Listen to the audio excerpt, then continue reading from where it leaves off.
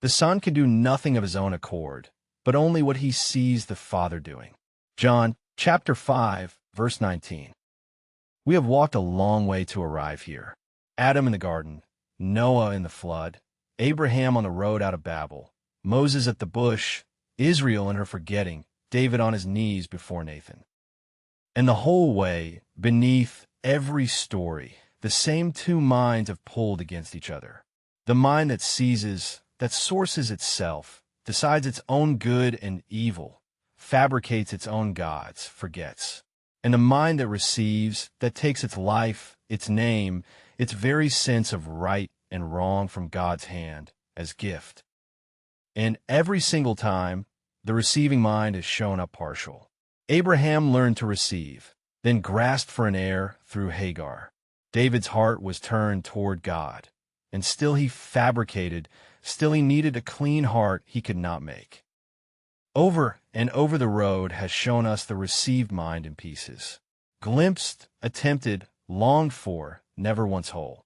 The whole way, it has been bending toward a face we had not yet seen. Now we come around the last bend. At the very center of the Christian confession stands a claim so startling we mostly skate across it, that there was walking about in a particular body in a particular century, a genuinely human mind that saw God and the world rightly, completely, without a single distortion.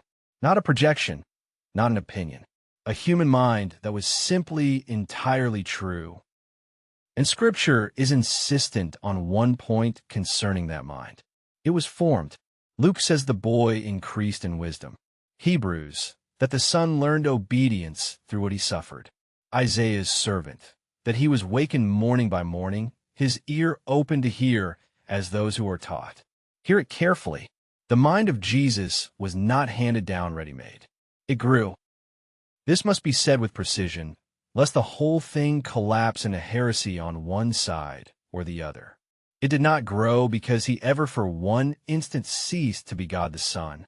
He did not. The book holds throughout to the confession of one person, truly God and truly human, so that what is said of his growing and learning is said according to his humanity, not as though the eternal word were topped up over time. But his humanity was whole, including a real human mind that genuinely developed. He lived an actual human life.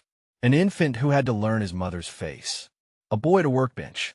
A young man in a real home and a real synagogue, soaking up the Scriptures and learning his Father day by day. He received his way of seeing and got it exactly, perfectly right every time. The human mind that Adam fabricated and Israel forgot, and David could not keep clean, was in this one man assumed, formed, and kept true, which is the whole reason it can be healed in us.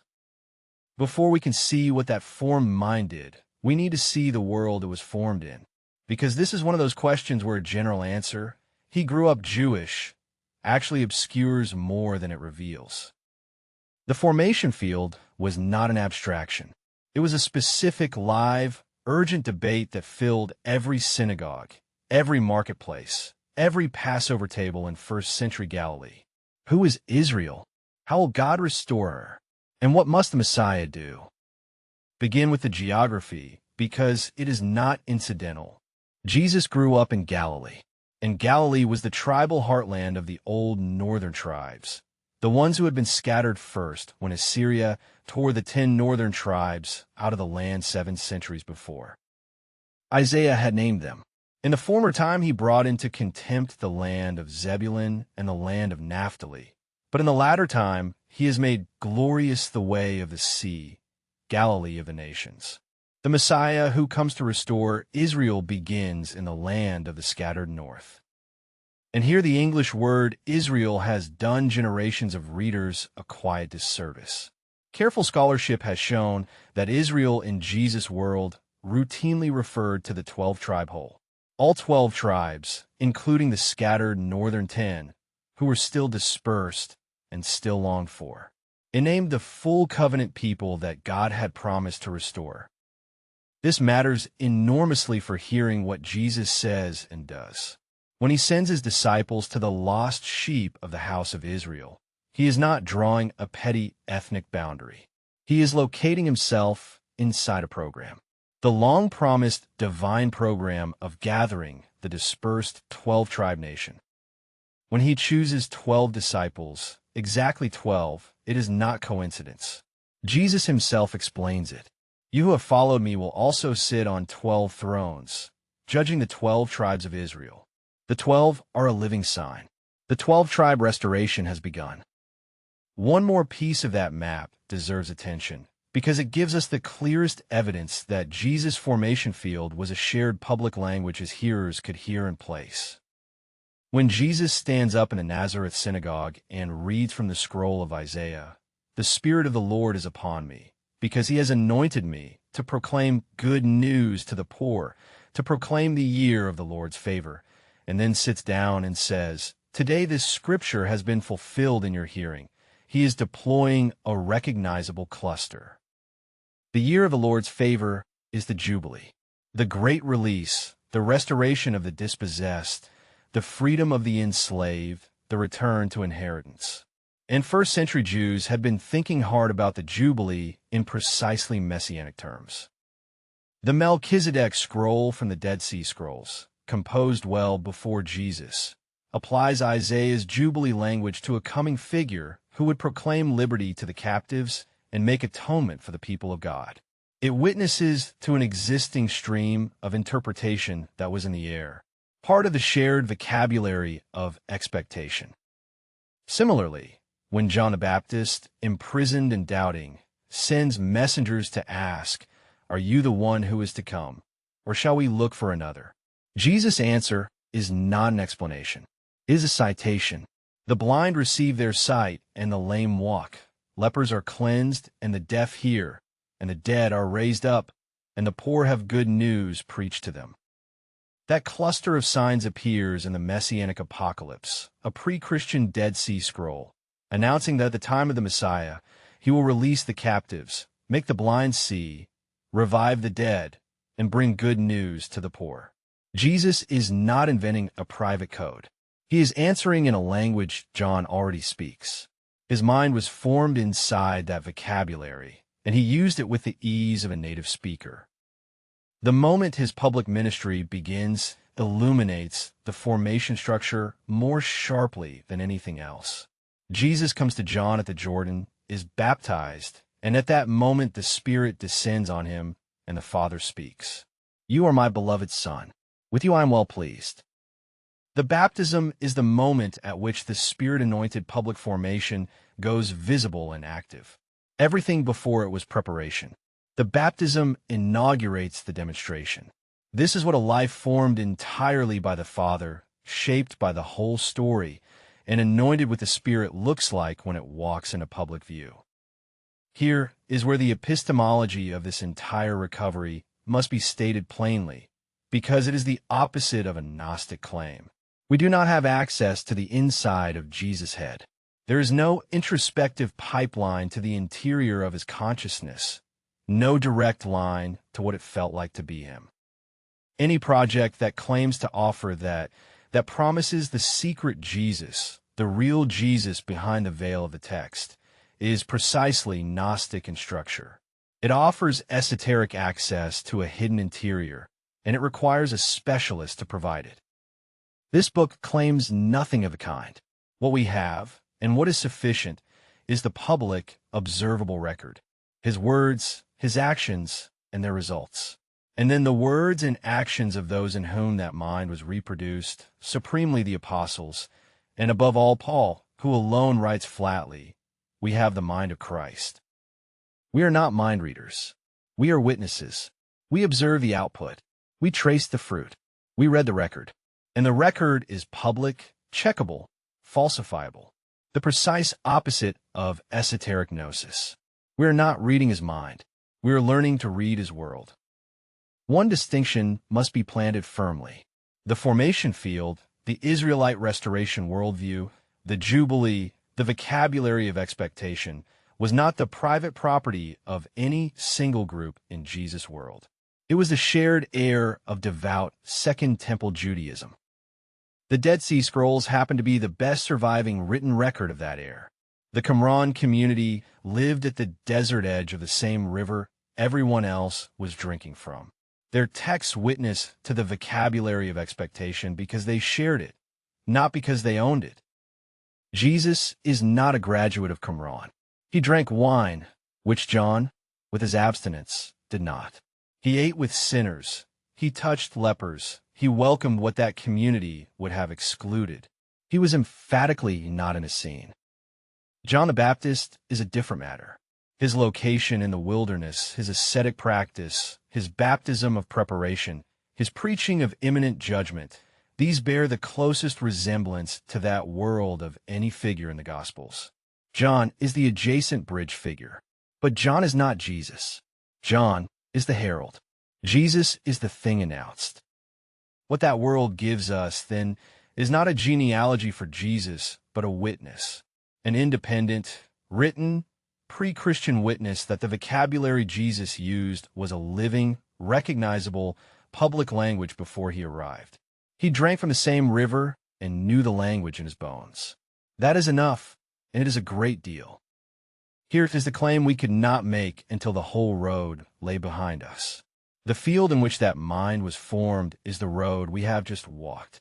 Adam and the garden, Noah and the flood, Abraham and the promise, Moses and the name, Israel and her unfaithfulness, David and his throne. That long story, the one his father had been telling for 2,000 years, was the world inside his head. He did not learn God from a stack of doctrines. He learned him from that. And when he wished to explain himself, he reached back into it, as it is written every time. We are not guessing at this. The risen Christ himself supplies the interpretive key on the Emmaus Road. Beginning with Moses and all the prophets, he interpreted to them in all the scriptures the things concerning himself. Everything written about me in the law of Moses and the prophets and the Psalms must be fulfilled. Which means the walk just taken was never a history lesson on the way to Jesus. It was the field his mind was grown in. We have been standing this whole time inside the formation of the mind of Christ. So, watch that received mind in operation and hear how total its receptivity is. The Son can do nothing of his own accord, he says, but only what he sees the Father doing. I do nothing on my own authority, but speak just as the Father taught me. The words that I say to you, I do not speak on my own authority. Do you hear what that is? It is the exact, precise opposite of the two sentences with which this book began. I feel like God is, and in my opinion, Jesus would. The one human being who ever lived who could have sourced anything he pleased straight out of himself. If anyone did, had the right, sourced nothing. He received it all, every word, every judgment, every step, taken from his Father like bread from a hand. This is the received mind the whole road had been straining toward, finally whole. It is what Adam was made to be before he reached for the fruit. The receiving creature, living entirely on what his Father gives, now lived out flawlessly and carried, unlike Adam, all the way to the end without a single thing made up. He is not one more partial picture. He is the original of which every counterfeit, all the way back to the garden, was a counterfeit. And watch where the receiving goes, for it goes to the one place we would have flinched. Remember the first garden. A voice said, "You will be like God," and a hand reached out and seized a godlikeness never ours to take. That was the first made-up mind, and the race has been reaching for that fruit ever since. Now another garden on another night. Gethsemane. The second Adam kneels there in the dark, sweating, the cup of the cross set before him. And he, the one man who actually was in the form of God and did not count equality with God a thing to be grasped, at the very moment when refusing to seize would cost him everything, opens his hands once more. Not my will, but yours be done. The first Adam reached up to grasp and lost the world. The second opened his hands to receive, even when what the Father's hand held out was a cross. But do not miss that even there at the very floor of everything, it begins with a mind that would not grasp. Stand back now and look at him, and it becomes plain that he is not merely the road's destination. He is what the whole road was a picture of. He is the true Adam, the receiving creature at last faithful. He is the faithful remnant narrowed to one, when the world's mind had gone wrong. He is the seed of Abraham, who only ever received the promise. He is greater than Moses, not merely carrying the instruction down the mountain, but being the Word, God in flesh come to tabernacle among us, taking the very name from the burning bush onto his own lips. Before Abraham was I am. He is the true Israel, who would not forget the name and who, tested 40 days in a wilderness, reversed at every point the failure of a nation tested 40 years. He is the son of David who never once fabricated and needed no clean heart created in him, because he simply always had one. The long story was never only leading to him. It was a portrait of him, sketched in pieces, over thousands of years, in a garden and an ark and a tent and a throne, until one day the pieces stood up in a single man in Galilee and breathed. Return now to the very first thing this book asked. How would you ever tell the difference between the real mind of Jesus and a Jesus you have quietly made up? Here, at last, is the foot of the answer. There's a real one. A genuinely formed, fully received, perfectly clear human mind that saw God exactly as he is. Not our own face in flattering light. Not a mirror, not a projection of our politics and our wants with a halo painted over. He actually lived. He left a record. And he is the measure. Every fabricated Jesus this book has warned against is now nameable for what is. A counterfeit of him, of a real face at the end of a real road. That is the very reason the counterfeits can feel like something at all. They are forgeries of an original that exists. We have come around the last bend, and we recognize the face. And now the turn that keeps this from being the most crushing news one has ever heard. For if Jesus were only the perfect example, one flawless, fully received mind held up before the rest of us, then this would be unbearable. We would be exactly where Israel stood with the law, handed a perfect standard from outside and given no power on earth to meet it, told, in the end, to try harder. And we have already watched, with David, where try harder goes. It is the fake. But the staggering claim at the center of everything is that Jesus does not merely show us the received mind. He gives it. Recall David's prayer from the rubble of his sin. Create in me a clean heart, O God. And God's promise to a people in exile. I will give you a new heart, and a new spirit I will put within you. They were pointing here all along. The mind perfectly received in him can actually become ours. Paul has the sheer nerve to write it flat out. We have the mind of Christ.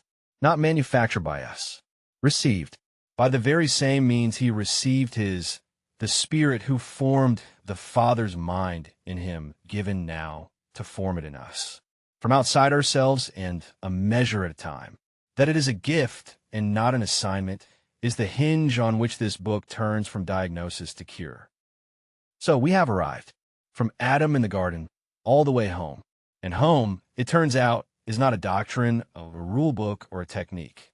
Home is a person, a human mind, perfectly formed and perfectly received, perfectly clear that we were made from the beginning to share.